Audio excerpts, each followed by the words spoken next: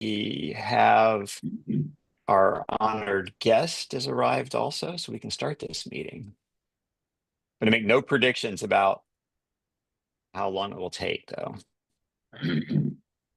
All right, welcome to the advisory committee meeting of Thursday, May 22nd. We have a few items on the agenda tonight. We have a public hearing on warrant article 2. There's more collective bargaining agreements for us to review. There's a IT department appropriations transfer to discuss. And then there are 2 warrant articles, which we may discuss.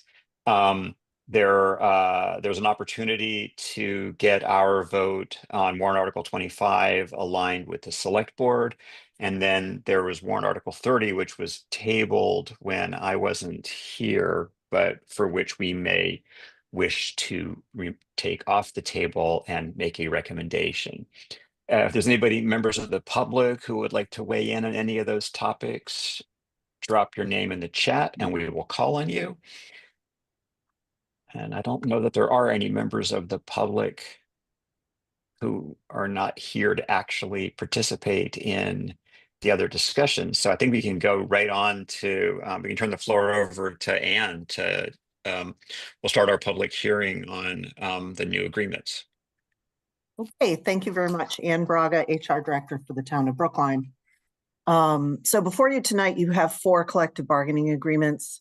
One for the Teamsters, which represents the dispatchers in the Public Safety Business Office, and then 3 divisions of AFSCME, the main AFSCME employees, which are DPW, administrative, clerical, and maintenance employees throughout other departments.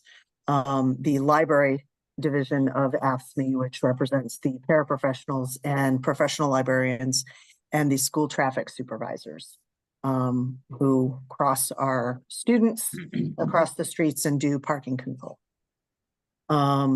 Each of these agreements is for a flat 2% for no other change in the collective bargaining agreements, and represents a total of $331,397. $331,397, and covers approximately 250 employees. And the crossing guards are with the Teamsters, right? The crossing guards are with AFSCME. The Teamsters represent the dispatchers in. Okay, I just wanted to clarify that we've got 2 unions here. Correct. Are they all for 4 years?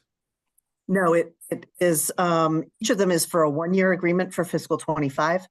And that is to bring them basically up to current, so that we're negotiating forward and not backwards. So all 4 of these are retroactive? Correct. They're for fiscal year 25 only.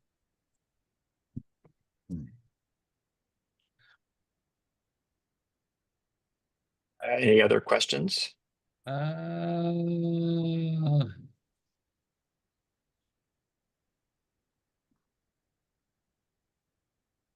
Okay, I heard a sound from Harry, but yeah, sorry, I didn't realize my voice. So I'm looking at these. It's 2% for a year, this past year or the year that we're actually kind of still in, and I see no other changes whatsoever. And that is correct. We offered them a 2% straight wage increase to bring them current and to be able to move forward. In the case of AFSCME Maine, we have to work through the rest of the class and pay study that Public Works had gotten a compact grant for looking at those positions and look at the ripple effects that are related to that.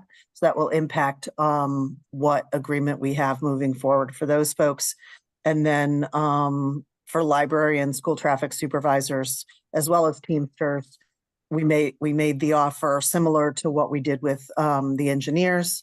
And this is consistent with what police received as their wage adjustment for fiscal 25, just the wage adjustment, not for the other issues, and matches what's available in the collective bargaining reserve. Got it. Thank you. Jocelyn? Thank you, Dennis. So I'm not seeing the MOU in front of me, but can you remind me of the year that it applies, not fiscal year, but the calendar dates that it applies to for the Ask Me Maine? Ask me, all of the contracts, all of the agreements cover July 1st of 2024 through June 30th of 2025. Okay, because I guess I'm more interested in what doesn't appear in the Ask Me Maine contract rather than what does appear in it. I mean, I think all of the unions got 2% across the board. Is that right? That's correct. Yeah, so presumably in view of the town's proposal to implement this Casella contract, which would privatize trash collection, there must have been impact bargaining for the loss of 9 union jobs. Is that correct? That was part of the earlier agreement, separate from Maine collective bargaining, regarding the fact that while the services for sanitation were going to be contracted out, none of the sanitation employees would lose their job or have any reduction in wages. No, I understand that, but 9 union positions were lost. So what did the union receive in exchange for? And I'm asking you this now because I actually asked the union and they referred me to you. So my question is, what did the union receive for the loss of 9 union jobs? They've moved the calendar. What they received is that no employees were laid off, and any of the employees who were remaining with the town would, if they were in a position where they moved over to highway, that the compensation was different for the role that they had, they would be red circled at their previous wage in sanitation. So just so I understand the benefit of the bargain, in exchange for losing 9 jobs, 3 employees were allowed to stay in their employment in Brookline. 2 of whom are going to be performing sanitation roles, as I understand it. Do I have that right? That is correct. Thank you. If there were additional employees that stayed, because we did have at least one retire. If we had additional employees who stayed, they would have been put into roles in highway or another division of public works. Okay, but there are 2 remaining employees who are going to continue to do sanitation work. Recording in progress. Correct. Correct? So that's interests me that is considered a bargain, but in any event, thank you for answering my question. Are there any other, oh, Mark? I'll withdraw my comment. Okay. If there's no other questions or comments, then I think we're ready for Hey, you're a in. motion, which, I had to find you when it's me then. I'm sorry, Thank you. I'm I sorry. think I just muted you. We'll take a motion for favorable action on the collective bargaining agreements for AFSCME and the Teamsters as outlined in the memoranda from Ann Braga. Can we Dennis, take them did we separately, end- Dennis? Yes, we can, if you would like. I would like to take the asking main separately. AFSCME Because- main or each of the there's, I would just like to vote separately on the ask me main Okay. agreement. Dennis, did, fine. So, The other 3 Yes. can be batched if you like. I'm sorry, what were you going to ask, Christine? did we end the public hearing? Sure. Let's end the public hearing. I just want to kind of keep it organized that way. We advertised a public Yep. hearing. The public hearing is now closed. Are there any comments for our debate? I'm sorry about that. Thank you. That's okay. So let me just split this. So it'll be favorable action on the collective bargaining agreement for AFSCME Maine as outlined in the memorandum from Ann Braga, and then this will be AFSCME. Well, I forgot how we have to, it's the other is for remaining AFSCME. That would be STS or school traffic supervisors and library. STS and AFSCME library And then the and Teamsters. Great. Okay, so we'll start with the AFSCME main as per Jocelyn. Can I get a motion for favorable action on the AFSCME main collective bargaining agreement? Yeah, so I'll moved. move. All right, and now we're going to go to our vote. And I don't know who is here. So, Michael Berger? Not here. Ben Birnbaum, I think, is not here yet. Harry Wars, Yes. Cliff Brown, Yes. Anthony Buono.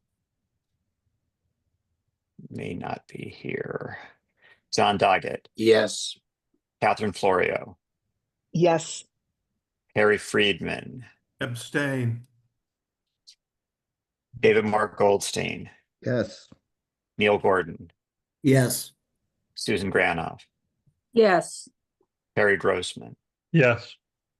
Kelly Harderbeck, I Kelly think is is traveling. traveling. Elisa Jonas, Yes. Janice Kahn. May not I'd be traveling. Alec Lebovitz, Yes.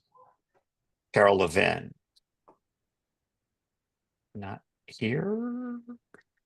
Pam Lodish. See here. Jocelyn Murphy, No. Donnell O'Neill.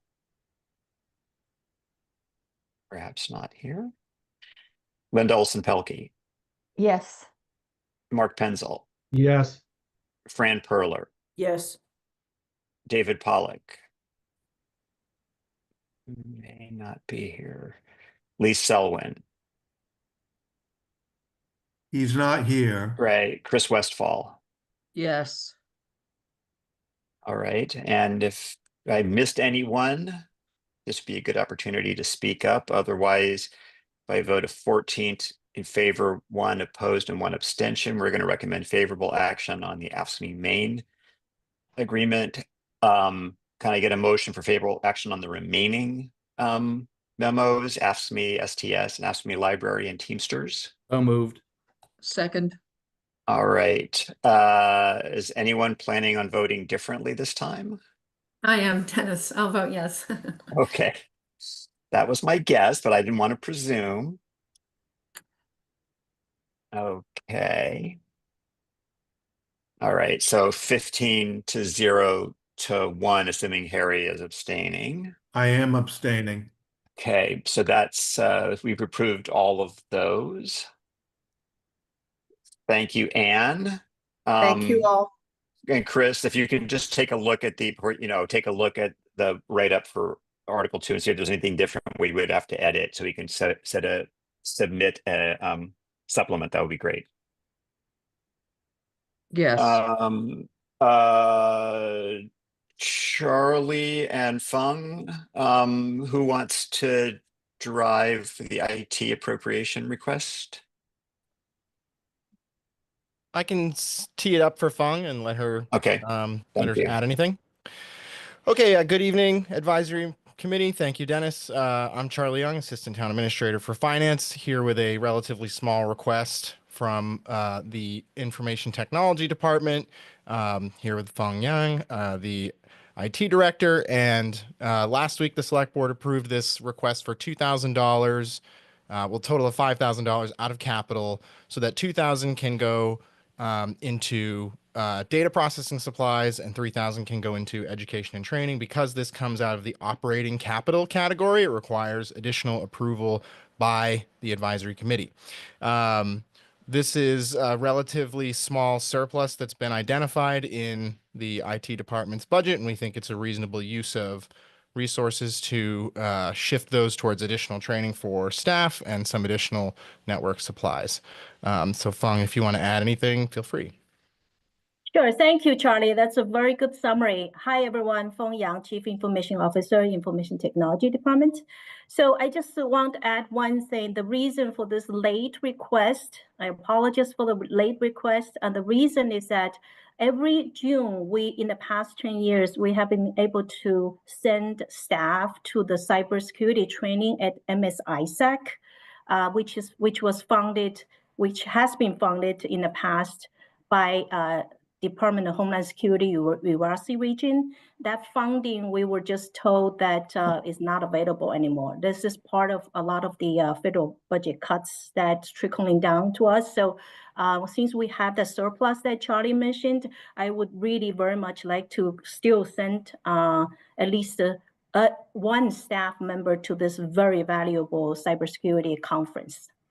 And so that was the main reason why I have for this fund transfer request. So thank you. Thank you for your consideration. Great. Questions or comments from the committee?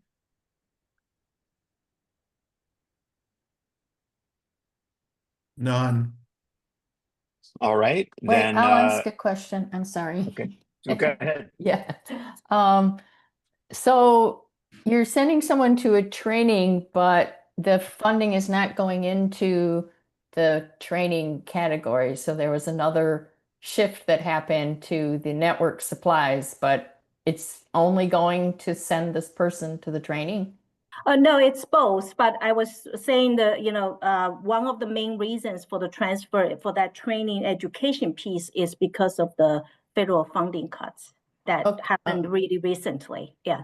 Okay. Otherwise, we would have planned for it and I would have done it earlier, but that's why it's late. Yeah. Okay. So I'm kind of dense. So what is a network supply? So these are, like for instance, we have a lot of network closets. There's a lot of network supplies. So this one, we have UPS for many of them. So the battery for UPS tend to, after a certain period of time, they would, die. So we constantly need to replace them because we have them in all the schools, all the town facilities. So that's primarily this is what that's for. Okay. And do we know why it was under budgeted for? Like, did you just go through more than you thought you were going to, or was there some other reason? Sometimes the battery, well, some of them, when they were putting at a specific time, then, there's a specific lifetime. So from time to time, we'll have more replacement than others. And sometimes it's hard to actually tell when that battery is going to be bad, as you can understand. Yeah. Great. Thank you. I think that's it, Dennis. Okay. So will somebody make a motion for favorable action on the IT department fund transfer? So moved. All right, I am going to share my screen. Harry Bors, Yes. Cliff Brown, Yes. John Doggett, Yes. Catherine Florio, Yes. Harry Friedman, Yes. David Mark Goldstein, Yes. Neil Gordon, Yes. Susan Granoff, Yes. Perry Grossman, Yes. Elisa Jonas, Yes. Alec Lebovitz, Yes. Jocelyn Murphy, Yes. Linda Olson-Pelkey, Yes. Mark Penzel, Yes. Brand Perler, Yes. and I believe Chris left. No, I'm still here, so you're I'm still voting here. yes on this. Okay, all right. Sorry, thank you. So 16 in favor, none opposed, none abstaining. Don't spend all that money in one place, Fung. Thank you so much for your help. Thanks. All right, thank you. Thank you, Night. Charlie. All right, we have two other things on our agenda for possible items on our agenda for tonight. Warrant Article 25, which is the resolution urging the Massachusetts legislature to act to pass the Climate Change Superfund bill, which we voted favorable action on by a vote of 15 in favor, 2 opposed with 5 abstentions.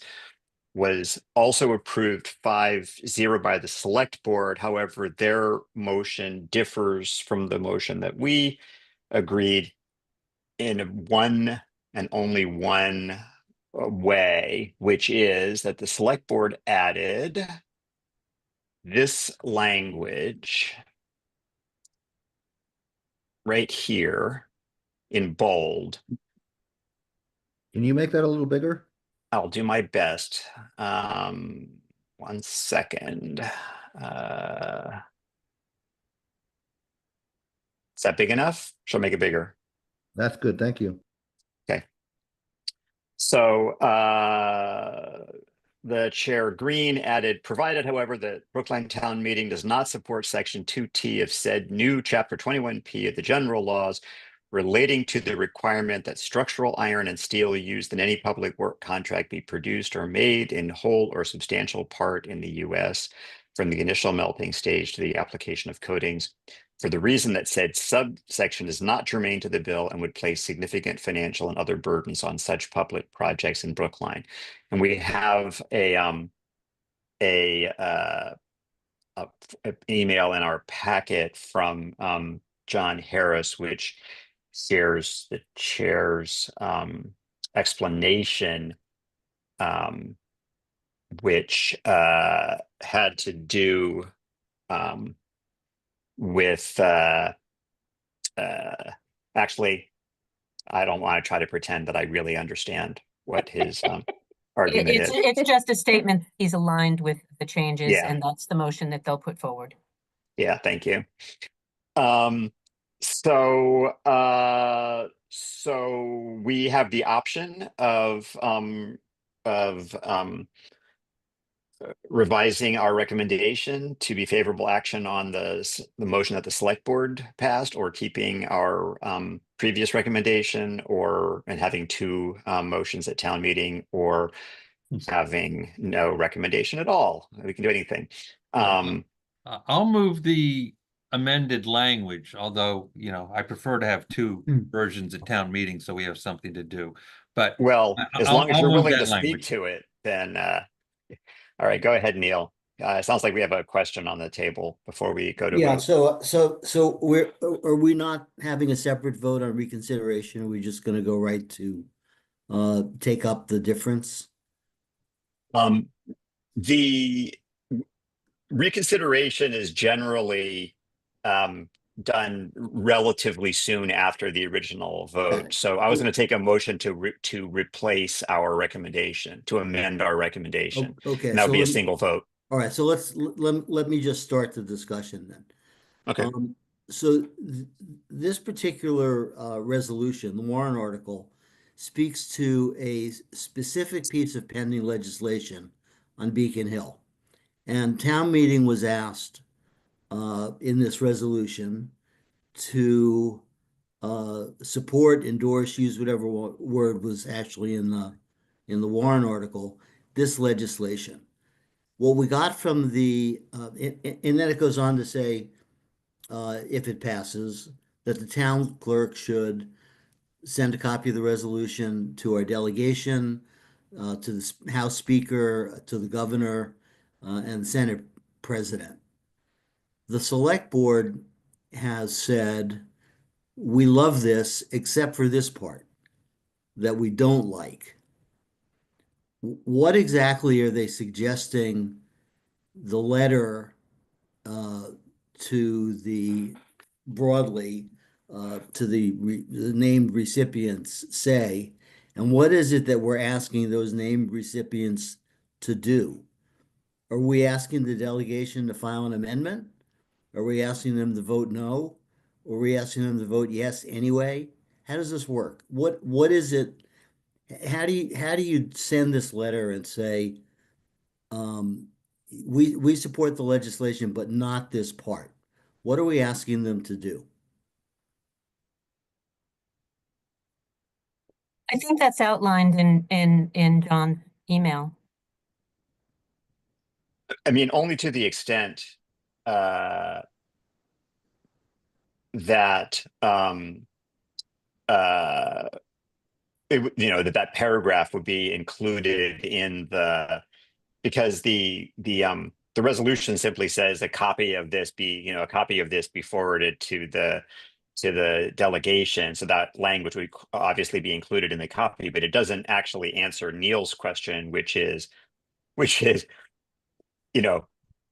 we want the governor to veto? would it have been better to say, we would only like you to vote for this if such and such is true, or whatever? I see your point, Neil, but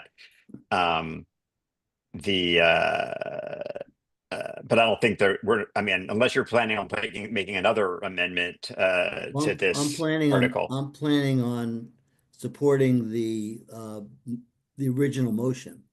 So the original motion isn't the petitioner has changed their motion, so we would have.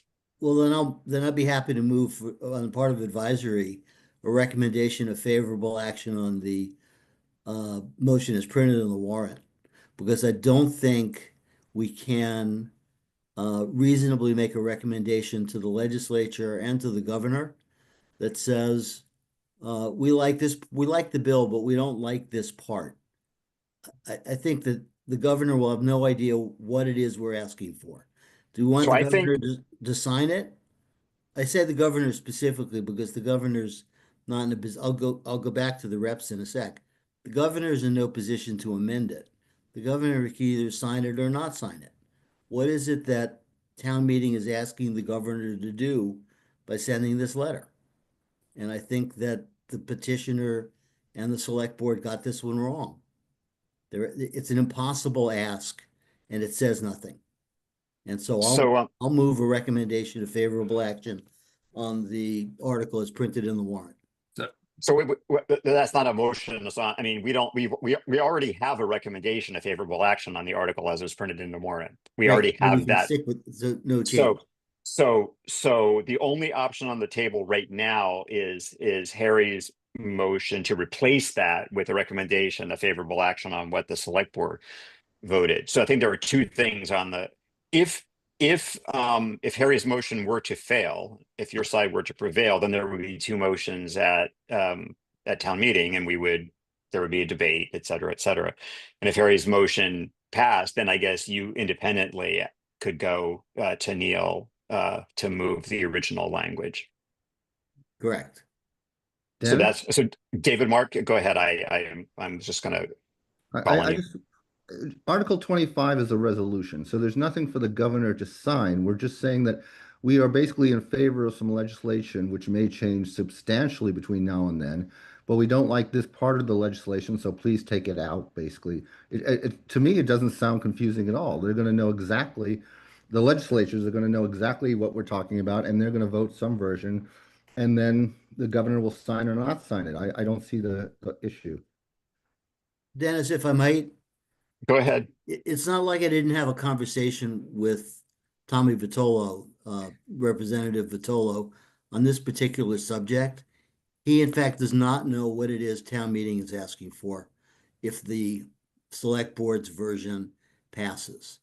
He is a co-sponsor of the bill. He's already a co-sponsor of the bill. But the resolution says that the town of Brookline urges the state legislature to pass this bill that's sitting in the State House. And all we're saying is, could you maybe take that one part out? Well, it sort of doesn't say, could we maybe take this part out? The select board has objected to that part. So I go back to this rhetorical question. What is it that Tommy Vitolo and the other reps and our senator are supposed to do? Are we asking him to file an amendment? Or are we asking, he's a co-sponsor of the bill already, right? We're asking him, by the way, to support a bill that he already supports, which, take that for whatever it's worth. Is he supposed to file an amendment? And when that amendment fails, is the governor supposed to sign it or not sign it? What is it that we're asking? Right. So I think you've made it very eloquent, your point very eloquently, and now, this Thank you. body can decide whether, I'll try not to be whether, redundantly eloquent. right, whether it agrees with you, in which case we will keep our original recommendation, or whether it has decided to normalize, reconcile with the select board. But I don't think that we're going to we would, without the petitioner, certainly craft new language at this point. So I think those are the only two options on the table for us right now. Are there other questions or comments?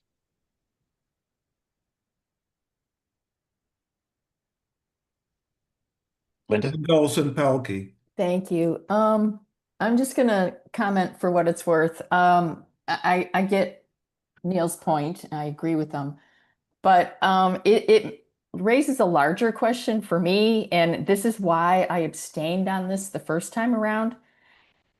It kind of makes you wonder what the heck else is in this bill. Like, did we all go and read the entire bill? I didn't. I don't know what's in there. And that's why I'm going to abstain again. Thank you. Well, I voted against the whole thing, partly for the same reason that Linda just raised. And my position at this point is a pox on all your houses. None of it makes sense. We don't know what's in it. It hasn't made sense from the beginning, and substantively, I don't know who's going to pay for this super fund. We were promised that it wouldn't be anybody with whom we deal, but we always end up paying in the end. None of this is coming out of anyone's pocket that they aren't going to try and re-get it from all their customers and everyone else.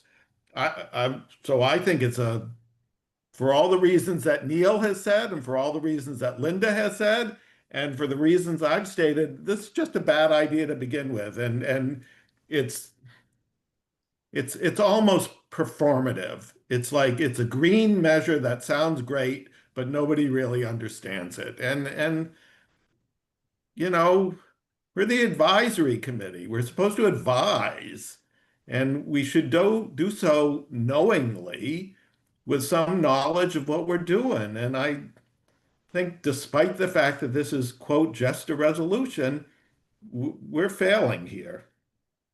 It's my I can't raise my hand, so I just want to Go ahead. pick up on Harry's comment, which is, if we don't know what this is all about, then Harry's right, we can't advise. And does that mean we make no recommendation? We can't vote yes or no if we don't know what we're talking about.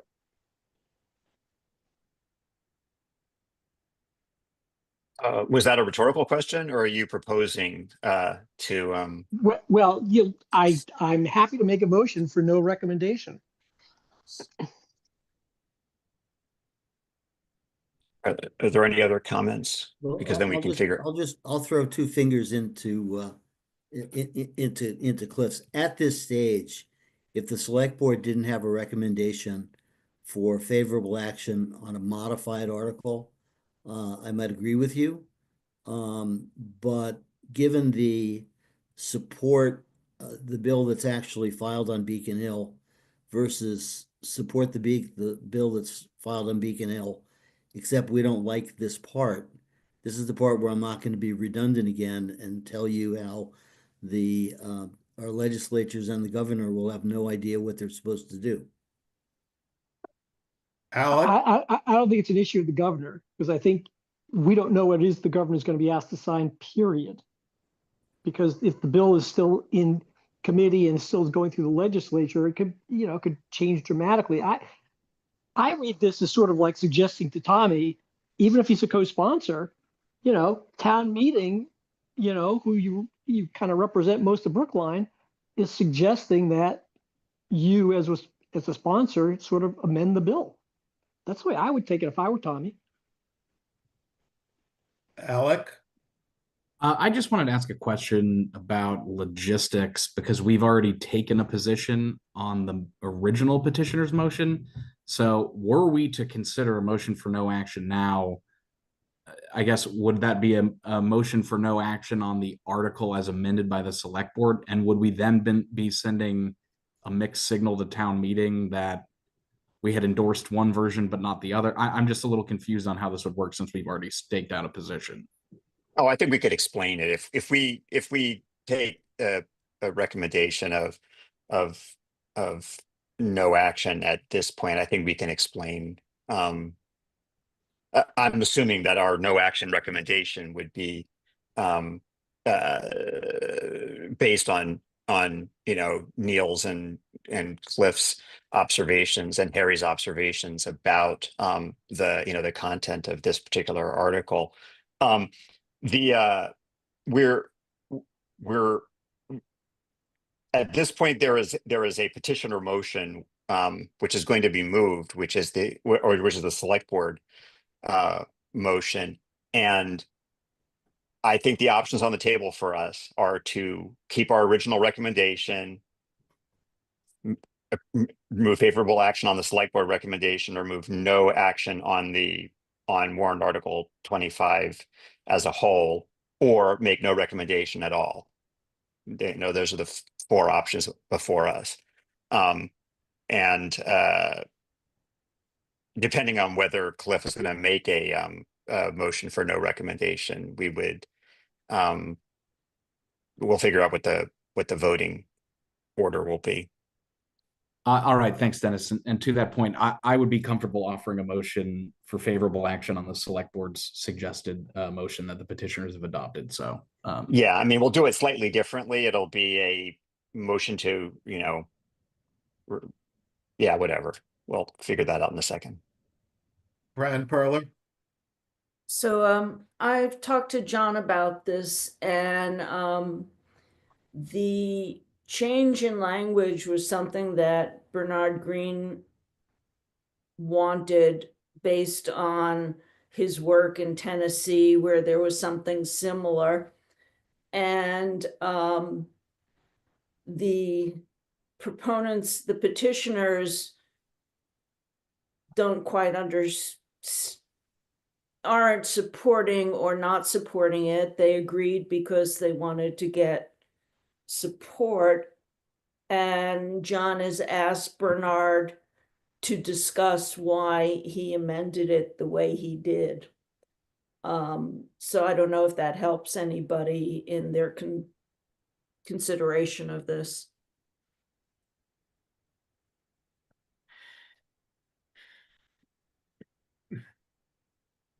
All right, if that's everything. Sounds like we should have had Bernard or the petitioners explain Bernard's thinking to us.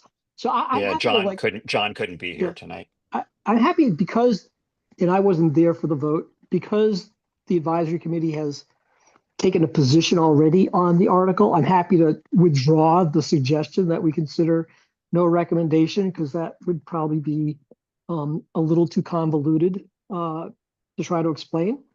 So okay. Then what we'll do is we'll take a vote. It'll be moved by Harry Boris, seconded by Alec Lebovitz, to amend our recommendation on warrant article 25 to be favorable action on the motion offered by the select board. If that passes, that will become our recommendation. If it fails, our recommendation remains the recommendation of favorable action on the article as printed in the warrant. All right, so I'd like to move a substitute motion, which is a motion of no action on the motion that will be moved at town meeting. That's the select board version.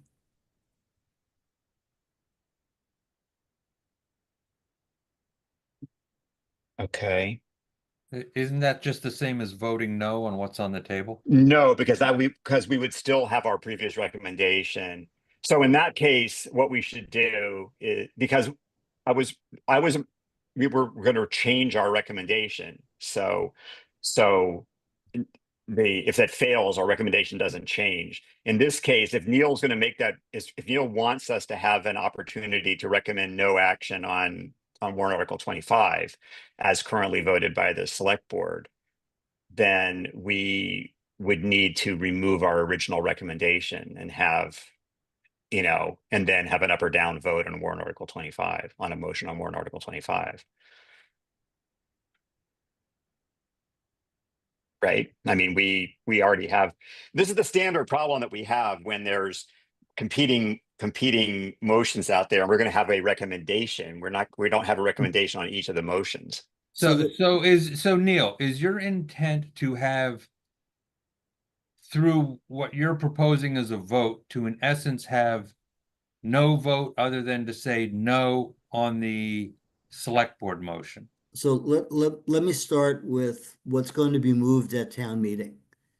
If the petitioner moves the select board's version as the, as the main motion, right now, the advisory committee recommendation is the original warrant article as printed in the warrant, right? If that's our recommendation, we would move that as an amendment to the select board version. Right. Right, and so if we don't change our recommendation, there will be a vote on the amendment, and the amendment either passes or fails, and then we would move on to whichever version becomes the main motion. Town meeting will vote on that. If we withdraw our recommendation and make no recommendation, then the select board version will be the only motion moved, and town meeting will vote on it. Right. Right. So we can, if we let me presume that, well, here are our options, depending upon the outcome of the vote. Dennis, tell me if this is correct.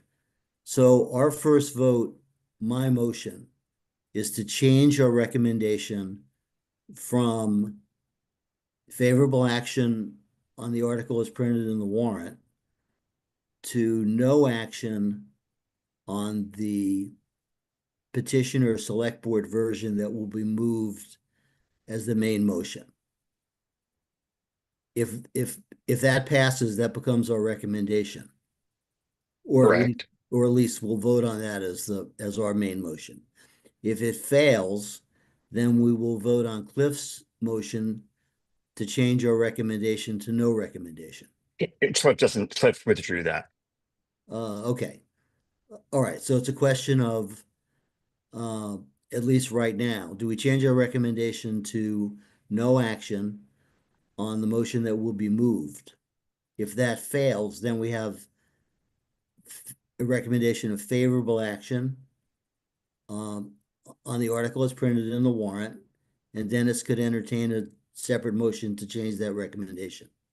Wait, I'm trying to let's be less legalistic for a second. I'm trying to understand what you are hoping the eventual outcome is. Are you hoping that the eventual outcome is that the town meeting is voting up or down on the article as printed in the warrant? Or are you hoping that the article as printed in the warrant now fails? You know, or no. I'm hoping in the first instance, my first choice, if the select board version is the only motion, then I want a recommendation to be no action on the select board version. Right. But why? But it doesn't have to be the only version. Right now, there will be two. Right now, our motion will be an amendment to the select board's. Not if we change our recommendation. But why do you want us to change our recommendation? Yes, I want us to change our recommendation to no action on the select board version, which would withdraw our recommendation of favorable action. Yes, if that needs to be two parts, then. Well, I'm trying to. Yes. I'm still trying to. Yeah. So let me say it again. Do you personally want warrant article 25 as printed in the warrant to pass or fail? Do you personally want it to? I don't start there. I start with. But I'm asking you a question. So I'm asking you a question. What would you like to happen? Please tell me. I am ambivalent as to whether that motion passes or fails. I'm happy to have the select board motion be the only motion moved at town meeting, which means, I think, two things for the advisory committee. Number one, I would like a recommendation of no action on the select board version and a withdrawal of our prior recommendation on the motion that if we don't move it, I don't expect anybody else will move it either. So I think that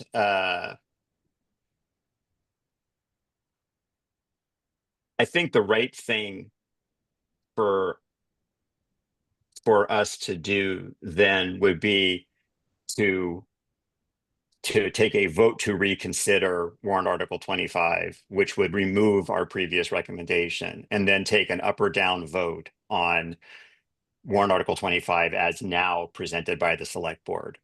That would make a lot more sense I think than that trying to do Yeah, replace by I think that's- substitution. I think that simplifies our process. So will someone move reconsideration of warrant article 25? So moved. Second. All right, we will, and then we will take an up or down vote. All right, I don't believe, has anybody new arrived, Harry? Okay. Yes, so- Anthony Buono has arrived. Okay, so this is the question of whether we should reconsider warrant article 25, and that would remove our recommendation. Harry Bors, Yes. Cliff Brown. I wasn't here for the first one. Can I vote on this one? Yeah. Yes. Anthony Buono, Yes. John Doggett, Can you come back to me? or Catherine Florio, Yes. Harry Friedman. Well, given my position of opposing all these things, I'm going to abstain. Oh, I would think you would say yes to give you a chance to vote no on the new one. David Mark, Yes. Neil, Yes. Susan, Yes. Terry, Yes. Elisa, Yes. Alec, Yes. Jocelyn, Yes. Linda, No. Mark. Is Mark here? Fran, No. Mark says yes. Mark says yes. And is Crystal here? No, I think she's gone. Oh, we have a bare quorum now. All right, so now we have no recommendation on warrant article 25. So now, I'm Dennis. oh, I'm sorry, a- John. Yes. Yeah, I'm a no. Thank you. Sorry about that, John. 12 to 3 to 1. We have no recommendation on warrant article 25. So now we will take a motion. Let's just take a main motion of favorable action on warrant article 25, select board motion. And if you agree with Neil, we will vote no on that. Then if you agree with the select board, you'll vote yes. No move. Harry- If this motion fails, that's a recommendation of no action. Correct. Okay. So I just wanted to make it, yeah, no means no action on warrant article 25. Yes means yes on the new version of article 25. Harry Bors, Yes. yes, favorable action. Cliff Brown, Abstain. Anthony Buono, Yes. John Doggett, Abstain. Catherine. Yes. Don't hear. Yes. Okay. Harry Friedman, No. David Mark, Like last time, reluctantly, yes. Neil. No. You're a no. Susan, Abstain. Perry, Yes. Elisa, Yes. Alec, Yes. Jocelyn, Yes. Linda, No. Mark, Yes. Fran. Yes. Okay, so 10 in favor, 3 opposed, 3 abstentions. We're recommending favorable action on the select board motion. I'm I don't remember who wrote the original report on warrant article 25, but we will need to publish a quick supplement. And it'll be an interesting report to town meeting. Thank you. And now we can move on to warrant article 30, which I wasn't here for the original discussion of. So I'm hoping that at least, Harry, you can pick us up where we left off. So the petitioners recognized the fact that the original motion was calling into existence, was calling for a committee that had dissolved to come back and do something. And I believe realized that that didn't make a lot of sense.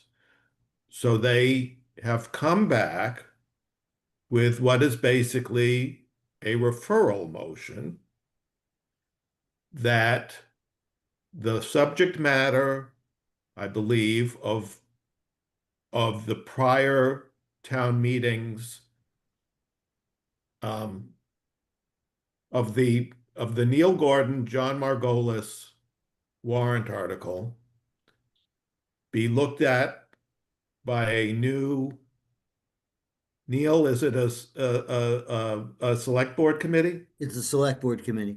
By a new select board committee, and that this committee also look at the work done by the previous moderators committee on forms of government. Since at the end of the last meeting, we did not have this motion before us, we voted to table consideration. And so we have now taken it off the table, and the petitioners have come back with what I would describe as a forward-looking warrant article that the acting or the assistant town moderator, John Karen, has accepted as being kosher. Okay, so with that, then Petitioner Rosenthal, if you would like to explain your new referral motion, and we can take questions for you. All right, thank you.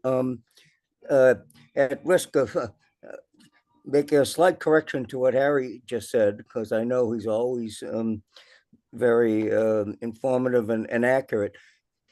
We actually thought Article 30 was okay, but it was the subcommittee that had trouble with resolve clause number 5 that I think would have been adequate, even if the committee dissolved.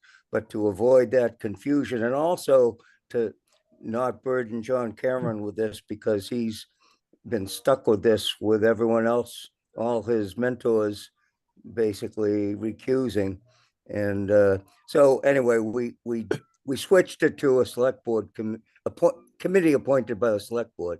And other than that, Harry's description was quite accurate as to what we want, which is just to continue the work, look at what's been published, and take it on to another level of further work until next March, basically. And I'm not really going to get into the merits of all that. We did a 6-page, 5.5-page explanation that got finished today and sent in to town hall, as well as all of you.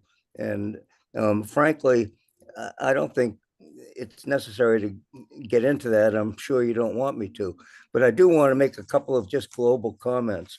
That other than what I said about the procedure, I was on this committee before some of you were born. I don't want to get into the numbers and the dates, but I've always said that this committee is the hardest working committee in town, volunteer committee in town government. And I still believe that. And I want to get back to something that Harry also said earlier. We're the advisory committee and we're supposed to advise. The real point here, and I'm addressing all of you, but especially those of you, I think it was 6 who voted against delaying this last week. And that includes, I think, some people who just want to have a city, and and then there were the 4 people from the subcommittee who I think might have been heavily influenced by Neil Wyshynski, who lobbied them to vote no action. But anyway, put that aside. The point I'm making is your business is advising town meeting, and through town meeting, the whole town. And the whole point of this referral is to give more information to not just town meeting members, but the whole town. And there's one part of our explanation that talks in a paragraph why the ballot process is not adequate to do that. And this is really designed for the sake of the voters. And there's no committee in town. Well, I guess the other one analogous would be CTOS, whose business it is to advise town officials and the town about town government. And lastly, the last point I want to make is I do apologize for all the material. A lot of the reports by the committee duplicate the reports that we put into the appendices. We put them in because everyone has a right to fact check the things we said, and to apply a more dubious aphorism than Ronald Reagan, I always say distrust and verify. And I hope you would distrust what we said, but then try to verify it. And I think that if you look at those reports, you'll see that our criticisms, both February 26th and today, carry weight. And this committee has more work to be done. And that's all we're asking for. This is for the sake of the voters. So I hope that even those of you who want a city, and I know there are some here, and I respect your views, I just disagree with you. I hope that you can advise town meeting and the voters as you're supposed to do to get more information. And then you can make your arguments next year if it's on the ballot. So I think that's about all I want to say. And I'm sure all of you know that I could go on at length. And I'm sure none of you regret the fact that I'm not going to. Thank you, Marty. Comments, questions for the petitioner? Put your name in the chat if you wish to make comments. David Mark. Okay, thank you. I will say that this version seems a lot better than the version we had before. As a member of the committee, I'm kind of in an odd place where it was technically a conflict of interest to even talk about this, but since we dissolved ourselves, that conflict has kind of gone away. I will say that it was a dysfunctional failure of a committee. It was very uncomfortable being on it. There were several conversations off camera that just made it clear that it wasn't going to be a good outcome. I think that Linda Pelkey had a good point last time, where the original version made it look like we were asking for a do-over from the first committee, which is not what we should be doing. And I think that there were some areas, especially in the final report, where it was admitted that there were some critical areas that we did not cover, deliberately so. One was to look at and evaluate Brookline's current form of government and whether that could be improved. And the head of the committee deliberately would not go there, even though I asked him to. And there's some other areas that just have not been done. And there is a good point that we did not really go to what the original concept of the warrant article asked for. If there is another committee that is formed through this warrant article, I think that augmenting the work would be useful, but not going over it again. In point number 2 of what we have before us, it says, it further shall review and evaluate the work of the resulting and now dissolved committee. You're asking volunteers to go over what another volunteer board did and evaluate and criticize them, which I don't think is fair to the committee for the work they did, regardless of what you think of the work. I think it's insulting to the committee that existed and the work that they did do. And I think that nobody is going to want to volunteer to spend time to evaluate and criticize a former committee that no longer exists. So when we come to vote on this, I'm going to propose an amendment to remove review, evaluate, and. So it just says it further shall augment the work of the resulting committee. Because it might be worth looking at what else the committee didn't do and do that work, but it's certainly not going to win a town meeting if we're asking them to criticize the prior committee. That's just destined for a flaming defeat at town meeting. So I don't know how I'm going to be voting on the final version, whatever it is. Thank you. Harry Friedman. You know, I'm sort of struck by what David Mark just said. I did attend a couple of the meetings of the former moderators committee. I, to put it kindly, did not think they did a particularly good job in either their analysis or how the meetings and the committee was run.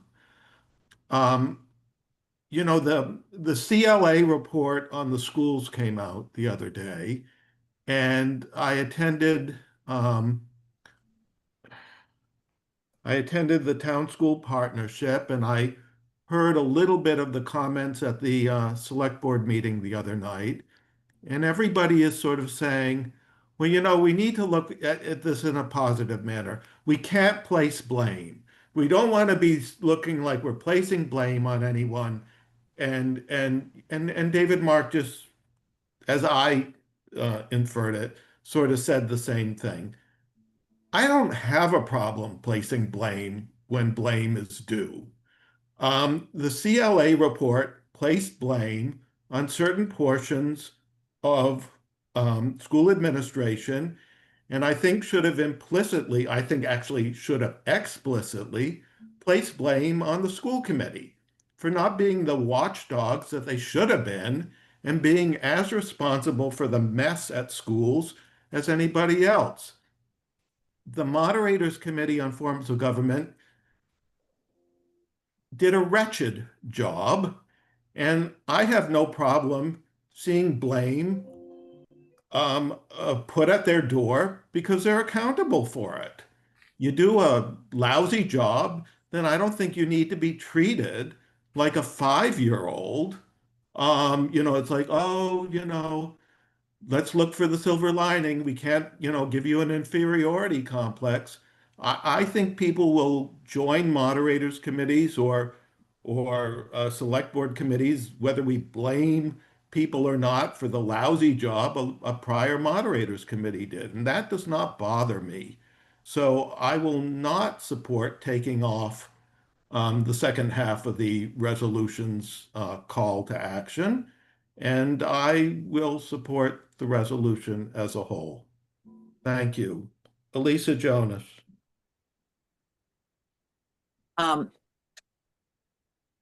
David Mark, it wasn't clear to me why you wouldn't support a new committee, given all the faults that you seem to have ascribed to the initial committee, which would then have one report, which it sounds like you agree with Marty that it's not a unbiased report. Wouldn't it be better to have another committee that actually provides more balance? I'm just trying to understand why you wouldn't want to support that if your amendment went through. I understand your criticism. Yeah, it's a good question, and it comes down to me to whether the next committee will be any better than the first committee. It depends in part on who appoints the people or appoints who gets put on the committee, and the next committee could be just as biased as the last committee. A number of people in the last committee came in thinking that town meeting as an institution was destined to be removed. We have to remove it. Nobody's in charge. They came out with wildly weird conclusions saying that the town meeting government depresses voter turnout. Town meeting government is inhibiting commercial development in town. The town meeting form of government, it just went on and on. And maybe the select board would find some neutral people who would actually do the work objectively and do that, or maybe like last time, the political views of the members will push the committee in a certain direction from day one. So that's why I'm not sure it'll be effective. I would love it to be. I would love to watch that committee do the work that was supposed to do in the first place. I'm just not sure that we're going to get people appointed that are going to make a difference the second time around any more than the first. Just throwing this out, would it make any sense to have an amendment to for the select board to be required to either get a balance committee or a committee of Hopefully they would sort of neutrality, or hopefully they would try to do that. I don't think they're going to load the committee one way or the other, but I had higher hopes for the committee when it was first formed, and I didn't realize that there was it was going to be pushed the way it did from day one. Well, Lisa, you all set, or you have more to say? I get no. So you would not support just saying something within an amended portion of the motion to ensure that there's balance or neutrality on the committee? I think whenever a resolution is passed on to either the moderator or the select board, there is an unspoken expectation that it's going to be balanced. We never say it explicitly because we have faith that they'll do the best they can to do that. And if we put something like that in, we're basically saying to the select board, we don't trust you to do it, so you better do it this time. I don't think that'll fly at town meeting. I'm just trying to think of what would make you feel, given what were the flaws of this last committee, what would make you think, yeah, this is a good way to go to balance out what happened at the last committee? So, yeah, okay. You're still wavering. Okay. I don't have an answer. I'm sorry. Thank you. Linda Olson-Pelkey. Thanks, Harry. I guess I just have to push back on what my friend Harry said, because I was also very disappointed by the tone of the town school partnership today. I was there, and this you guys are all wrong about blaming us mentality feels not helpful. But there's a world of difference between a volunteer person who signs up for a committee versus a staff person in charge of managing finances for a massive budget. I mean, they're just worlds of different. So I don't think the analogy is really very apt. And I remember at the last time we discussed this, it was Alec who brought up the chilling effect we could get on people serving on committees if their work is critiqued and judged and deemed unacceptable.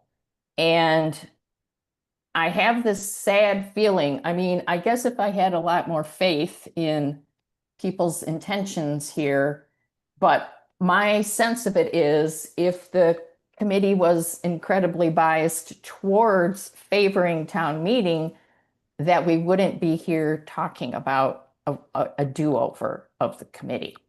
So that makes me feel like the chances for this neutrality and balance and thoroughness, given that it's all due by next March, and we haven't exactly defined the scope of work to be more explicit than explore or evaluate, I think we could very well get the same kind of product. It could be biased in another way. And this idea that it's for the public, I wish that were true, but I'm asking you, how many members of the public do you think looked at that report? I don't think, I would hazard to guess it's almost no one. So you know, I don't think this is a big deal. I think if you guys all want to see another committee, you know, I guess it's no real skin off my teeth, but I do think it does have a chilling effect on people serving on boards and this critiquing and questioning. And I agree with David Mark that assigning people to critique the previous people's is just kind of bad blood. So I will probably once again either vote no or abstain. So that's all I have to offer. Thank you. Thank you. Two-fingered Anil. If you don't mind, I'll defer to whoever's next and make a full comment. I was just going to two-finger, then I'll put myself on the list. Take your pick. I just wanted to read the charge of the original committee. The charge of the original committee, and this goes to the new charge and balance, the balance amendment question, which I think we don't need. The charge was to objectively and fairly evaluating the positive and negative aspects of the various forms of government in Massachusetts. I think you can read into objectively and fairly evaluating. That's straight out of the warrant article that John Margolis and I, the resolution that was passed by town meeting. I think you can read into that the appointment of a balanced committee. That's my two fingers, and I just assume I'll put myself on the list if I want to. Thank you. Okay, thank you. Harry Bors. Yeah, I just wanted to say, I think David Mark's suggestion is actually a quite productive one. Not simply politically, but I think it gets more into the notion of an augmentation or a continuation of what has already been done. And I agree, I think it sets a dangerous precedent to begin critiquing the work of a board, commission, committee, whatever, that has put in a lot of work up to this point. And whether we agree with it or whether we don't, or whether it's biased or not, I think we want to run a real risk at taking that sort of critique approach. So I think David Mark, as I said, makes a good suggestion. I will note that I appeared before this committee, and also the thing that David Mark pointed out, which was interesting in listening to his comments, was that the committee itself admitted that, yeah, there were some other things that we probably should have looked at and worked on, but we simply didn't. So maybe this is the opportunity. I will say that I appeared before this committee. I went up there with Dennis, and I came away feeling that it was an opportunity to have a much more fruitful conversation. And that simply was not going to happen. I think at least the chair of the committee, as well-meaning as he may have been, and any biases one way or the other aside, I don't think was terribly familiar with the town meeting structure. And I think not having that understanding made it a little bit more difficult to know how to approach it or know how to open up and have an engaged, informative conversation. And I think that just sort of worked against the committee, regardless of how one person feels about a city or a town structure. So those are my comments. Thank you. Elisa Jonas. Yeah, I just wanted to respond to Linda. And I agree with Harry and I agree with David Mark. I think it's good to not critique, but just move forward. But Linda, you had mentioned that you didn't think that anyone in the public has read this report. I'm sure that very few people have. However, if there is at some point something that people have to vote for, then they might start researching, hey, what does this mean? What does it mean for Brookline? And they Google it, and if they only have one report and that report only presents one side, and I have to admit, I'm mixed on what I would want, but I would want to see, hey, what are the strengths and weaknesses of each one? And if we only have one side, a report for one side, I think it does a disservice to the public. That's it. Thank you. Anybody else from the committee? Alec? Thanks, Harry. And I'll just start by offering a disclosure that I am a member of the steering committee of the Brookline City Charter Campaign. And I'd like to apologize for not making that disclosure at our last meeting. I in retrospect, would have preferred to have done that.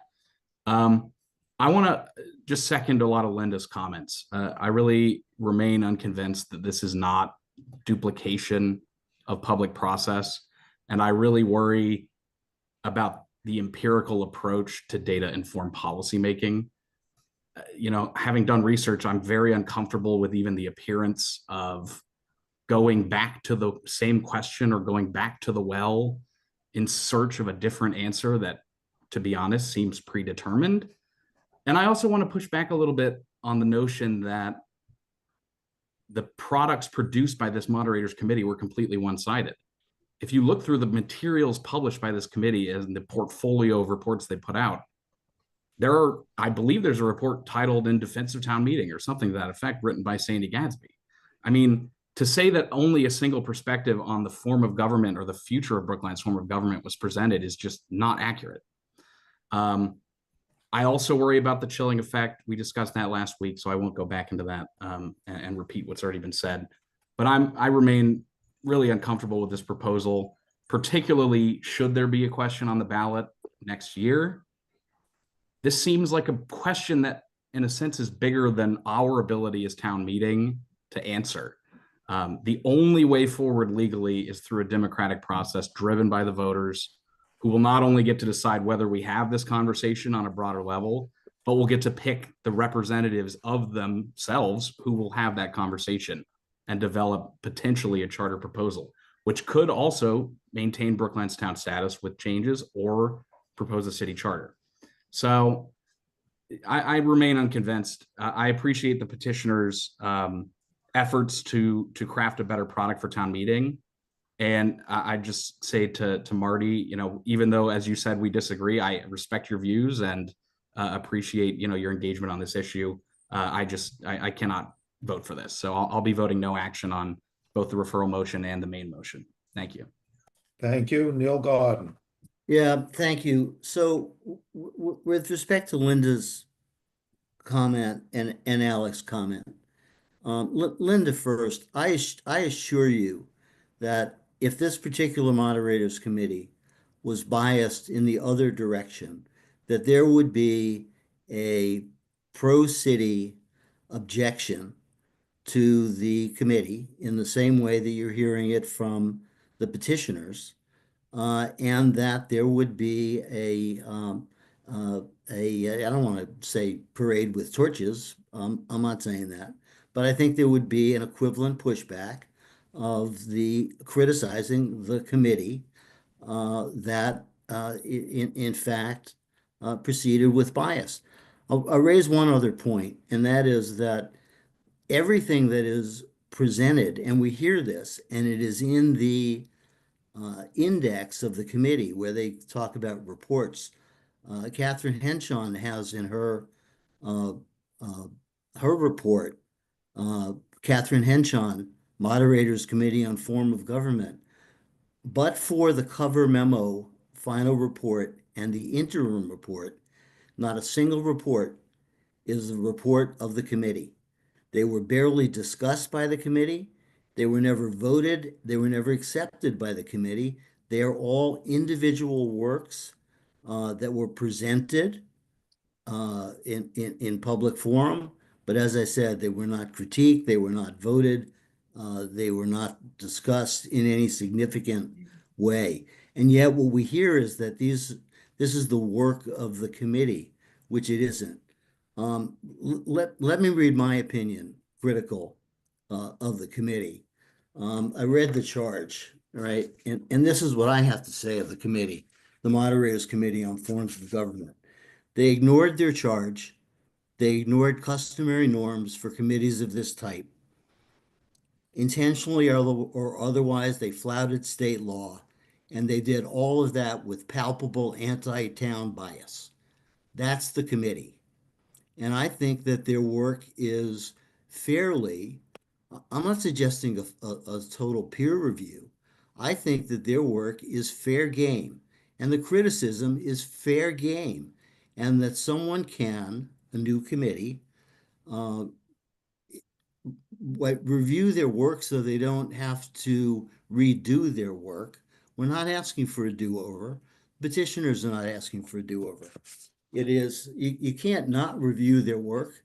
And I think it's fair to see whether the conclusions reached by individuals in individual papers are evidence-based, and whether the conclusions they present, and they present the conclusions as if it's the work of the committee, which it's not, right? As to whether those are real or conclusions supported by the evidence they bring, I think that's fair game for a new committee. Can I jump in there briefly, Harry? Sure. So what you're saying, Neil, is that a committee appointed by the select board should critique individual people's opinions, reports that they submitted? That's not what I'm saying. Because it sounded like it was what you were Nope, it's not what I'm saying. I think that a new committee, right, should review the work of the moderators committee, right? Read the individual reports, right? And not dissect them, read them, right? See where the committee met its charge, where the committee didn't meet its charge, augment the work, and see what conclusions they reach, and see whether, in fact, the conclusions reached by the moderators committee are supported by the evidence gathered. I think that I think that's a fair charge for a new committee. Well, presumably they would do so. Whenever somebody goes on a committee, they're going to do background research. So I would assume that would be part of it. But what it's asking here is that the individual people's papers will be reviewed and evaluated, which again is just it's just very disrespectful of people for the work they did. Even though I disagree with the work that they did, I don't think that's fair to them. Fran Perler. Okay, so in my short career in town meeting, I've been on a few committees, and I recently read the final report of this committee, which basically just talks about the process of the committee and says, here are a list of reports that cover the range of information by this half dozen or so or 10 people. And I agree with Neil and Marty that they didn't really come to any conclusions or provide any sort of document that a person who isn't a research scientist willing to read 12 different individual papers would come to. There's no, when we talked about town meeting, the pros were this, the cons were that. When we talked about city charter, the pros were this, the cons were that. Instead, this is how we did it, and here are the individual people's thoughts. So I think the committee was, in essence, a failure for not providing us or the public with any really readable, understandable analysis. And I also agree with David Mark that I think reviewing what the committee did is inappropriate or not fruitful, that I would rather see somebody taking the nuggets of what they've learned plus whatever else they can contribute and come up with a real report which compares and contrasts the pros and cons of everything. And I would rather see Marty's new committee suggestion do something like that rather than go back to school and do all the research. That's it. Thank you. Susan Granoff. Yes, thank you. So as someone who has been on a moderators committee, a select board committee, and who has chaired a moderators committee, I understand that sometimes you end up in a very different endpoint than what anyone thought you might end up with. Sometimes that endpoint almost seems predetermined by who gets appointed to that committee. And that's unfortunate because in a sense, it means that all of these very hardworking people are not going to actually do what they are being asked to do, because along the way, people simply reinterpret the charge in a way that isn't consistent with the purpose of the warrant article that created that committee and with what the town is depending on that committee to do.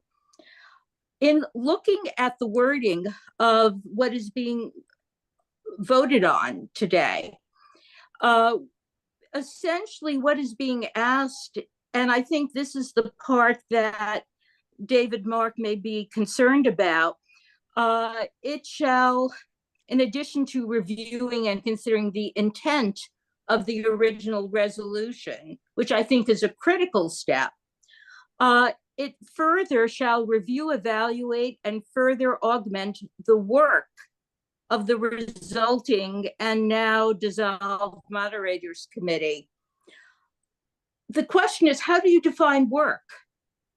By work, I would define it as the total end product, as opposed to looking at the individual pieces of the reports.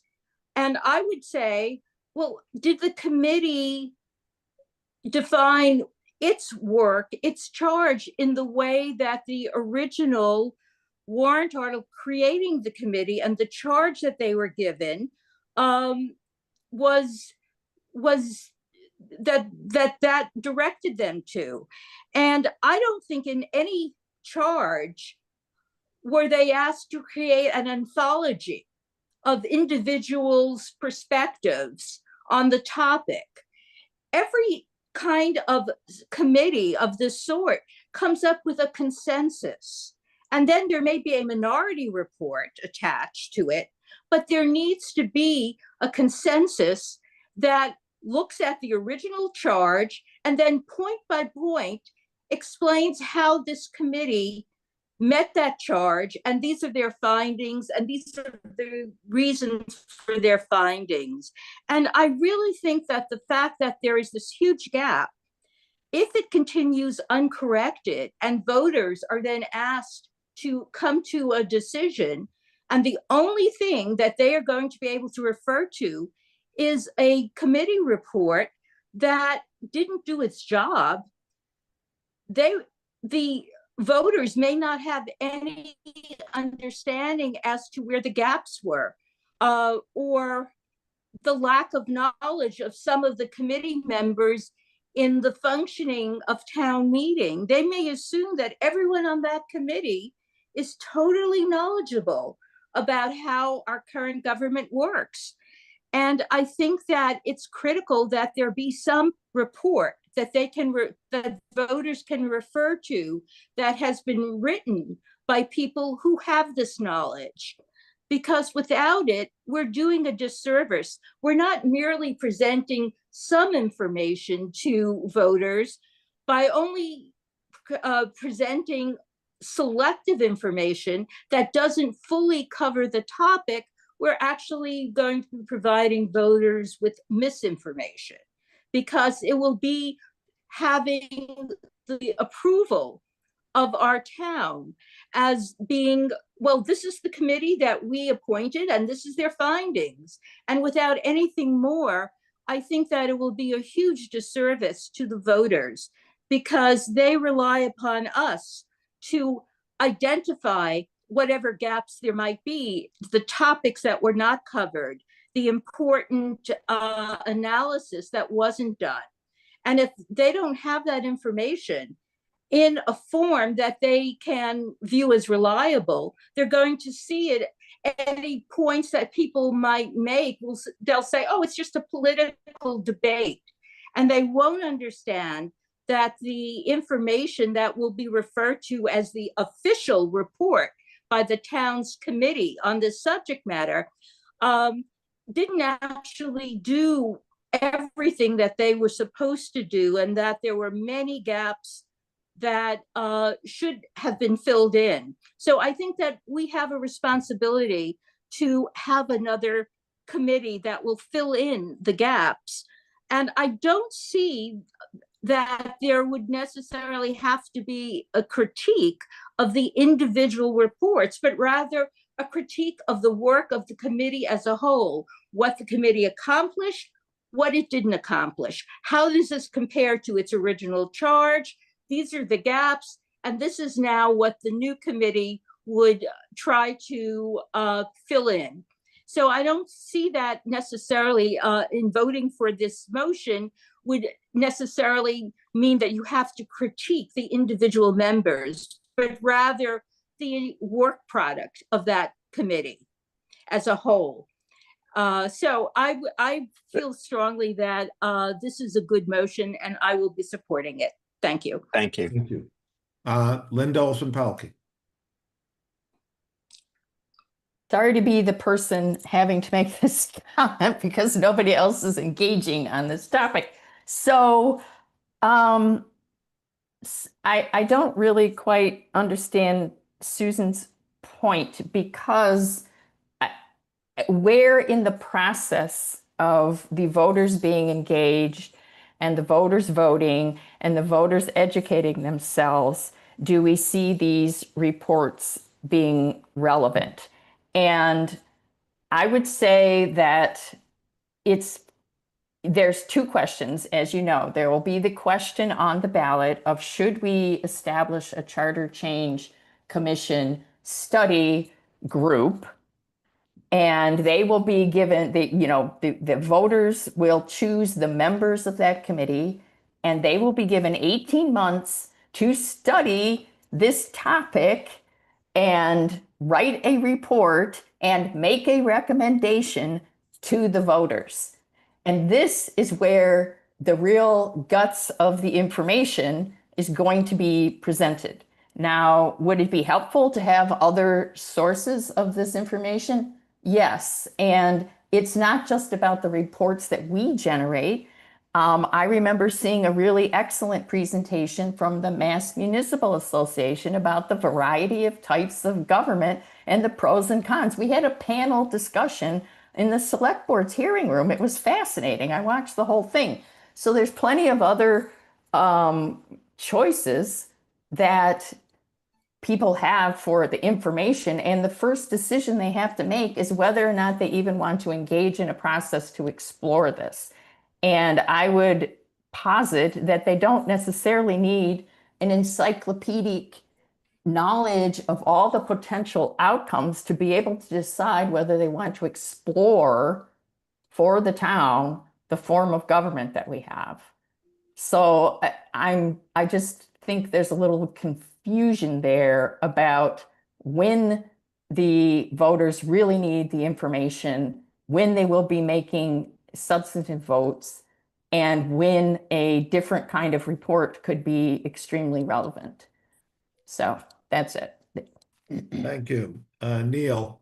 Yeah, thank you. So we hear a lot, some tonight, and much from the city charter campaign, including on their website, of this fanciful notion of what a charter commission will do. First of all, it's an elected commission.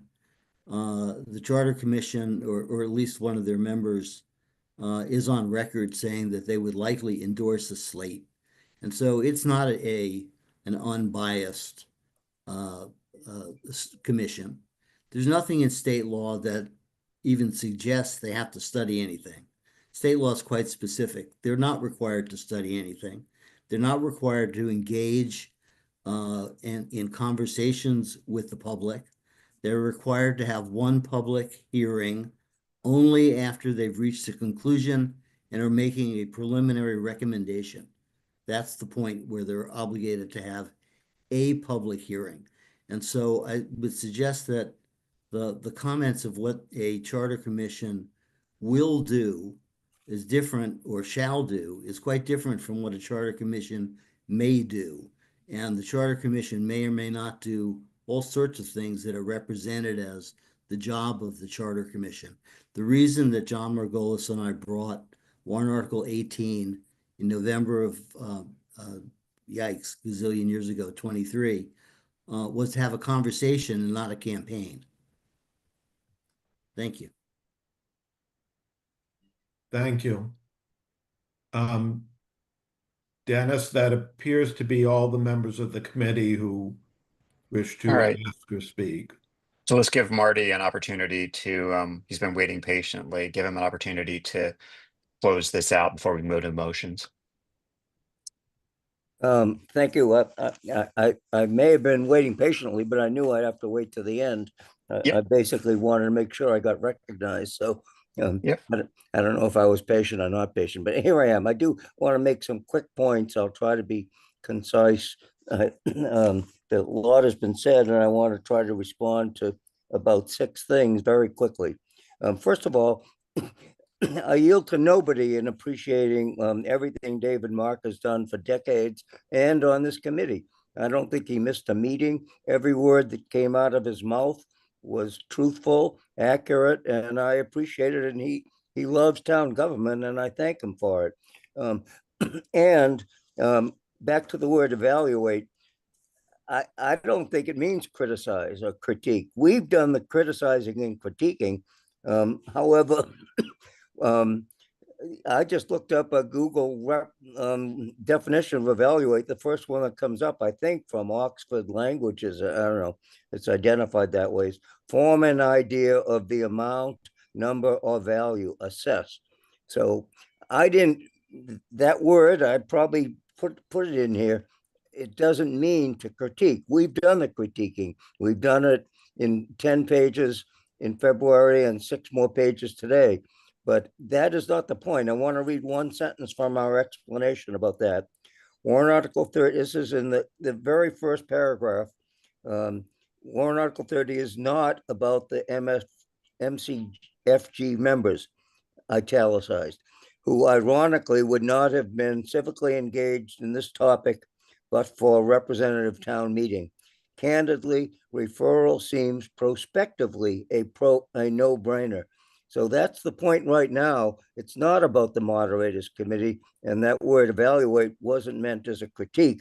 However, I would say this, I don't think David Mark has to recuse himself. The committee is dissolved, and if he would agree to vote, I would not mind the word evaluating being taken out. I don't think it adds that much. All right, let me just keep going. I'll try to be short on everything I know. You have a deal on that. I'm sorry?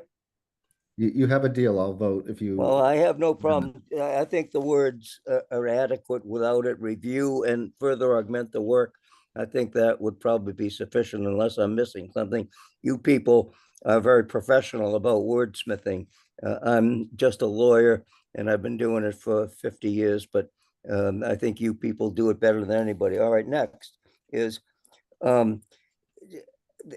there's been suggestions that another committee could be biased, and that I think there was a hint that that's an exaggeration about this committee. Let me just point out some facts that were in our original explanation and today's additional explanation. This committee had 7 people originally appointed by Kate Poverman. 4 of them, including Mark, Sandy, Elizabeth Childs, and Mark Levy, were very, what I call poster children for Brookline's form of government. And I think would have all supported the existing government. Unfortunately, Elizabeth had to resign. Neil Wyshynski, the former treasurer of the city charter group, appointed not 1, but 2 people to replace him, both from Brookline for Everyone. And they've been part of the 4-person pro-city majority that wrote the pro-city majority report. And so that was the first indication of, I think, unconscious bias. I yield to nobody in admiring and appreciating Neil Wyshynski, but I don't think he put aside his unconscious bias. Secondly, as of February 26th, they had been in existence for 12 months. There were 4 sort of opinionated expert guests. All 4 of them were pro-city. They had no pro-town advocates. It wasn't until April that we managed to get myself and I, by pulling teeth, got Donnell and Al O'Neill to come as well. And that was after 14 months of their existence, the first pro-town advocate. So that's bias number 2. Number 3 is, as of February, there was not a single pro-town report. There were eight reports. About 5 of them were pro-city and about 3 of them were neutral. Those are in the original appendix. So there's no doubt there was unconscious bias, but that's really beside the point right now. The point is to move on. Next is, and the rest of the points are even quicker, I hope. The current reports of the committee, and this gets back to the point the point that Linda made, who's going to look at this.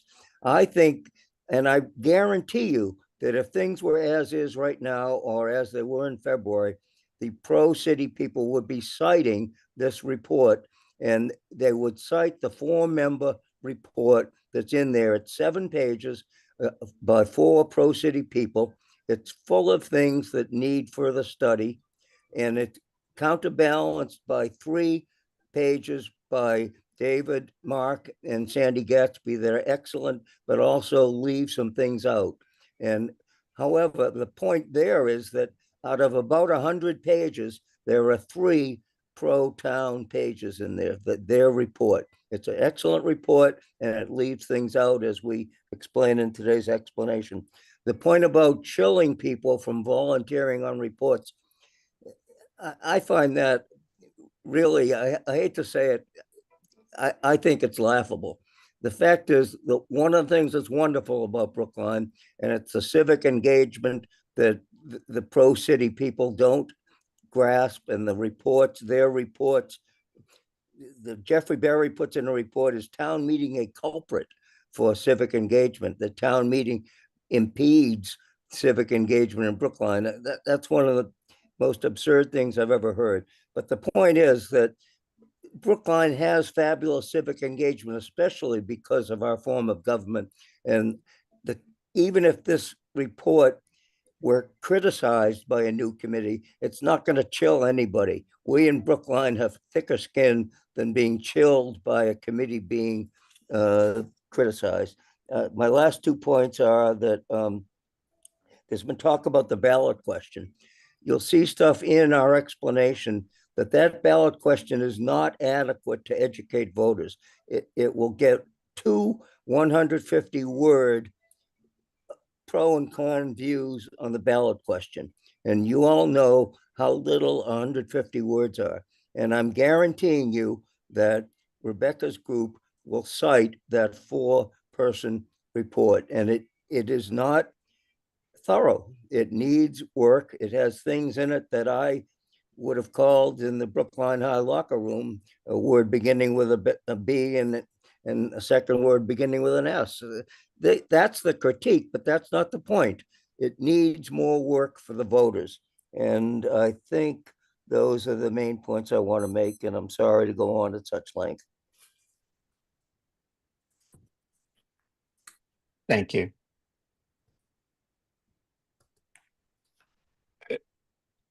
Harry, there's nobody else on the list, right? No, there's no one else on the list. Great. Okay, so we're gonna move on. I couldn't tell from that conversation whether there was an amendment being proposed by David Mark, or if there was a friendly, whether the petitioner was whether there was a different motion on the table. So if you want me to read what I was going to propose, and then Marty can say whether that's a friendly amendment and save us a vote, I'm happy to do that. Yes, please. Okay, so and I don't know if you want to put the motion up for everyone to see. Yeah, hang on a second. Ba, ba, ba, ba, ba, ba.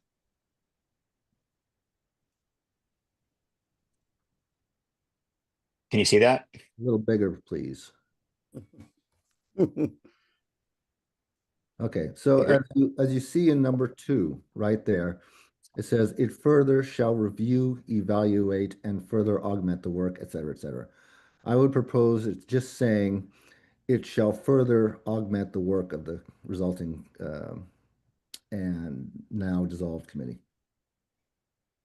So you're going to remove, you would remove, Keep so shall. you'll remove that further. Yes. And remove, Yeah, it shall augment the work of the committee, right there. So keep shall and get rid of everything. Okay. All right, Marty, what do you say? Well, I was addressing the fact that I'd be willing to drop the word evaluate, but I think review is going too far. I mean, I think that just goes with augment. The point is not to dismiss it. The point is to use it and use it as a stepping stone to the next steps. And I just think that. So that sounds like a no. I'll say no to both. I'll say no to taking out both. Okay. I was flexible and evaluate. That's fine. So let's just go to David Mark's motion. I just want to point out, Marty, that as they're getting ready and they're reviewing the intent of the warrant article stuff, of course they're going to look at what has come out of it so far so that they don't reinvent the wheel. I just don't think it needs to be said in the way it's said, because it makes it look like they're spending time having a do-over of what the first committee came up with, and I don't think we should be going there. That's why I'm proposing this. All right. So on the table, we're going to have a recommend referral of the committee as per the petitioner's motion, and then David Mark is proposing to amendment.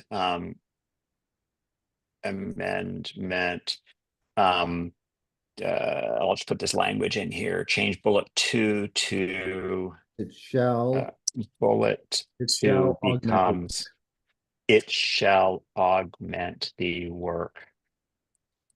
Starts with nice and simple. Yeah. Okay.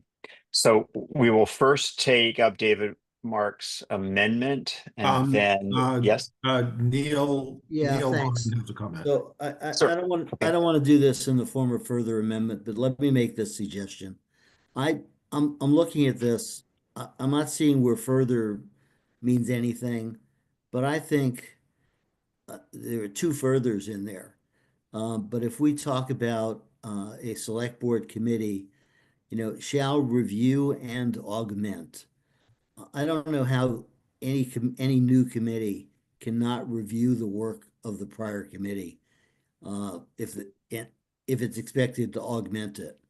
And I'm just going to suggest that we vote on language that says the first further is a further resolved, right? So it's further resolved that it shall review and augment.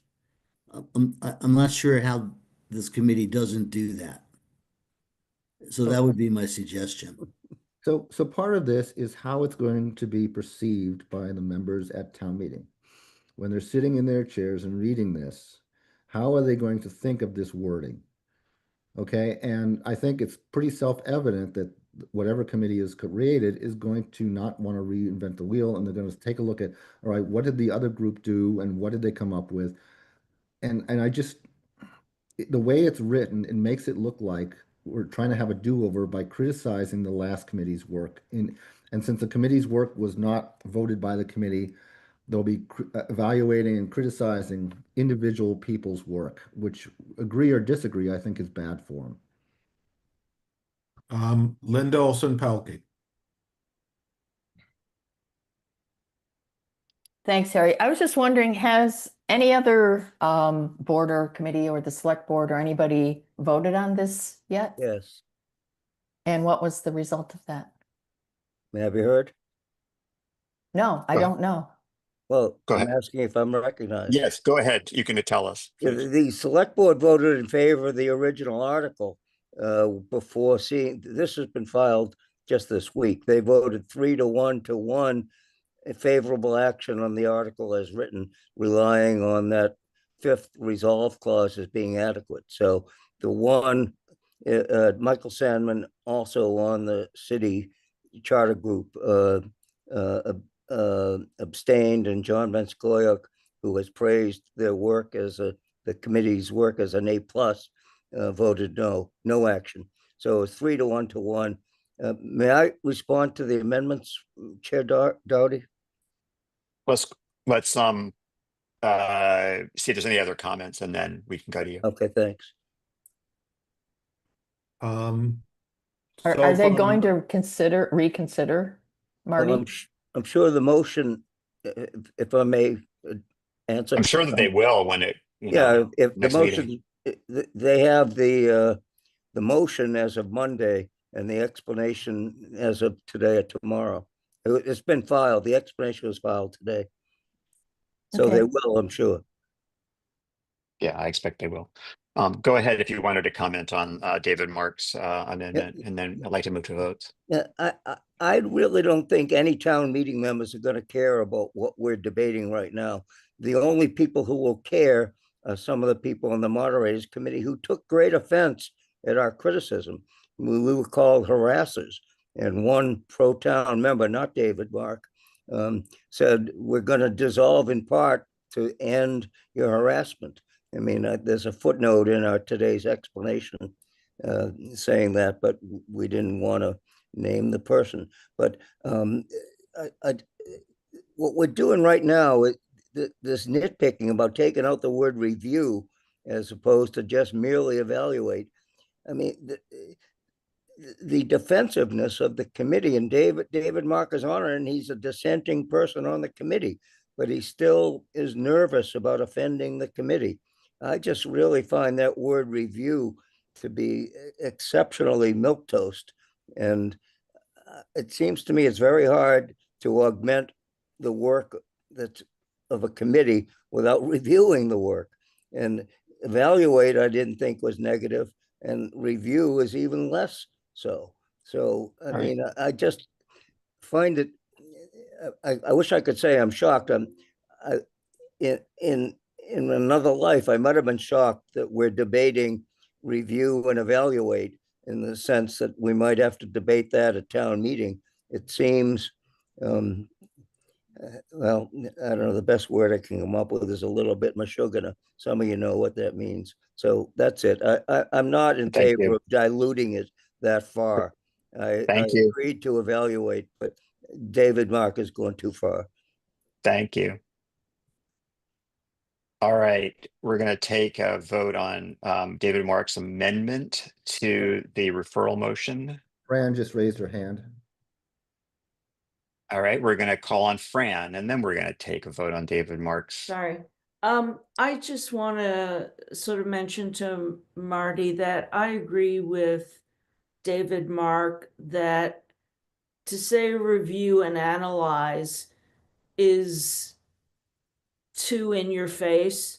And when you say augment, by definition, as you say, it's to review and analyze. And it's considering the smile on certain people's faces when the moderators committee dissolved before your amendment, your warrant article was discussed. I think the gentle approach of looking forward is the best, and augment includes review and evaluate without like hitting them over the head. That's it. All right. Thank you. We're going to move to voting on David Mark's amendment. We need to move the actual motion first. So we're going to take a motion to recommend referral of warrant article 25 as proposed by the petitioner, Mr. Rosenthal.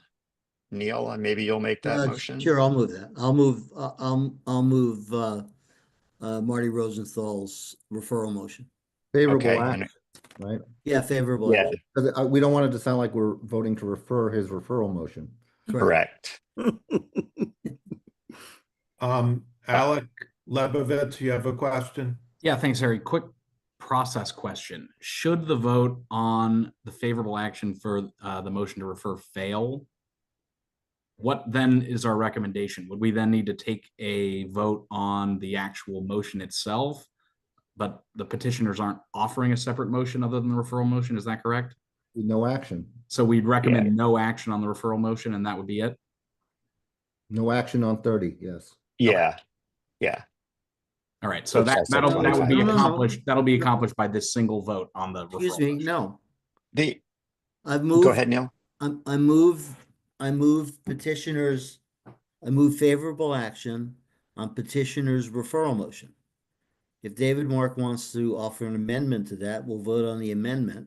If that amendment passes, then we'll vote on the advisory committee's main motion. If that amendment fails, we're going to vote on a recommendation of favorable action on petitioner's referral motion. Yeah, I think that what Alec was asking is what happens if that fails. Right. That subsequent vote, that vote fails. But I think that at that point, we're going to have a recommendation of no action on warrant article 30. Well, may I be heard on that? If referral, Sure. if referral fails, why can't someone move the original article? Oh, they That- can.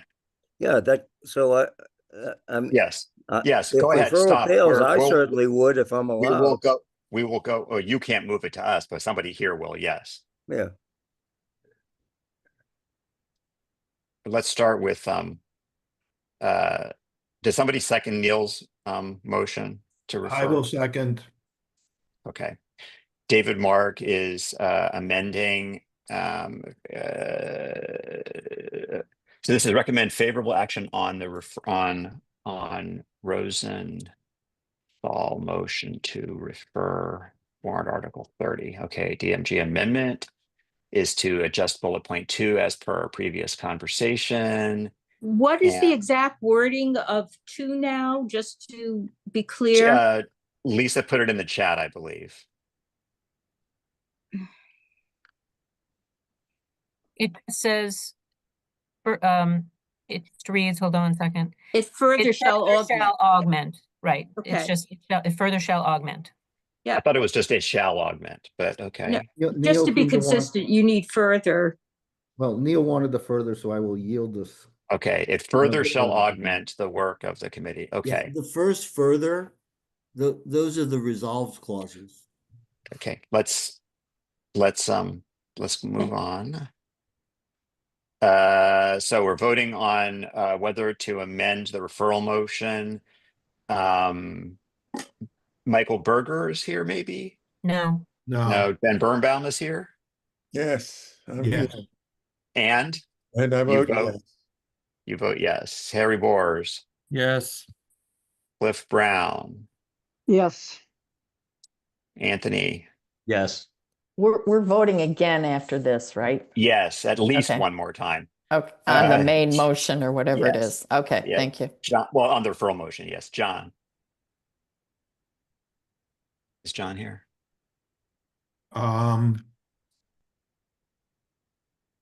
No, it does not appear. All right, Catherine, Yes. Harry, No. David Mark, Yes. Neil, No, Susan, Yes. Harry, Yes. Elisa, Yes. Alec, Yes. Jocelyn, Yes. Linda, Yes. Mark, Yes. Fran. Yes. Okay, that's it. So that passes. So now we're gonna vote on the amended, favorable action on amended Rosenthal motion to refer warrant article 30. We're gonna go right back to the top of the list. If you're in favor of Dennis- this referral, Dennis? yes, yes. It's not really to refer warrant article 30, it's favorable action on warrant article 30, which Yes. is a referral motion. Yes, thank you. It's Okay. confusing. The subject matter. on, I mean, I think, no, Marty's motion is a motion to refer the subject matter of warrant Article 30. Right. We are recommending referral of warrant Article 30 to the subject matter of warrant Article 30 as per that motion. As amended. Yeah. But it's really the original warrant article that set up the committee that is being referred. The subject of that is being referred. Yes, it's recommend referral of subject matter of warrant Article 30. No, because 30 was about extending the existing committee. If you read the motion says that the subject matter of warrant Article 30 be referred to a committee forthwith appointed by the select board. All I'm doing is typing the language from the original, from the motion on the table. This is a referral motion of the subject matter of warrant Article 30. If you want to amend that, we have to amend it. No, so 30 was not this town meeting's submission. It was the previous one. No. No, No, I'm that still was confused. warrant but- Article It's 18, this- which is It is referenced in this one. warrant Article 30, the subject matter of warrant Article 30, and it will be charged as follows. It will review and consider the intent of the November 23rd special town meetings, warrant Article 18, yada, yada, yada. It further shall, as we just adjusted, augment the work of the resulting committee, and it will report by March 1st, 2026. This is a normal referral motion on a warrant article before us. Dennis, would it be less confusing if people thought of it as a substitute motion for the original warrant Article 30 that's in the warrant? That Yes, helps me. it would be more confusing. This is a referral motion. Pretend that someone here said advisory committee moves referral of the subject matter of warrant Article 30. The fact that it came from Marty is just an accident. That's the best thing I've ever been called. Sorry, it is a referral motion. We are voting on whether to refer the subject matter of warrant. I'm sorry, I don't mean to be so. I'm tired, and we are voting on whether we are asking the select board to appoint a committee to review this matter and report back as per the charge. And it was amended by as amended by David Mark. As amended. So if you're in favor of referring the subject matter of warrant Article 30, you're going to vote yes. If you're not in favor of recommending referral, you're going to vote no. And if you vote no, we still have the question of whether to recommend no action on warrant Article 30 or, as it was originally proposed. Ben, do you recommend referral? Yes. Harry, do you recommend referral? Well, I'd like to spend more time discussing what is, but it's getting late, so I'm going to vote yes. Cliff, No. Anthony, Yes. John's not here. Catherine, Yes. Harry, Yes. David Mark, Yes. Neil, Yes. Susan, Yes. Perry, Can you come back to me? absolutely. Elisa, Yes. Alec, No. Jocelyn, Yes. Linda, No. Mark, No. Fran, Yes. and Perry.